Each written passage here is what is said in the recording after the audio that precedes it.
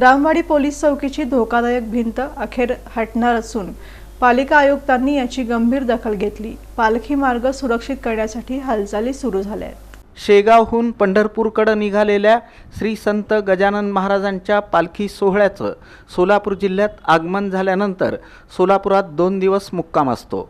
यंदा रेल्वे पूल पाडण्यात आल्यामुळे पालखीचा मार्ग बदलण्यात आला असून मोदी रेल्वे बोगदा, रामवाडी पोलीस चौकी, लक्ष्मी विष्णू चाळ, मर्याई चौक मार्गे दमाणी नगर असा मार्ग निश्चित करण्यात आला आहे। मात्र या मार्गावरील बंद पडलेल्या रामवाडी पोलीस चौकीची रस्त्याकडे झुकलेली धोकादायक भिंत वारकरी आणि नागरिकांसाठी मोठा धोका ठरत होती। याची गंभीर दखल पालिका आयुक्त डॉक्टर सचिन ओंबासे यांनी प्रत्यक्ष पाहणी दरम्यान घेतली। पालखी मार्गाची पाहणी करताना पालिका आयुक्त डॉक्टर सचिन ओंबासे, नगर अभियंता सारिका अकुलवार, प्रभाग क्रमांक 15च्या नगरसेविका श्रीदेवी फुलारे, नगरसेवक विनोद भोसले, नागेश खरात तसंच अन्य अधिकारी उपस्थित होते।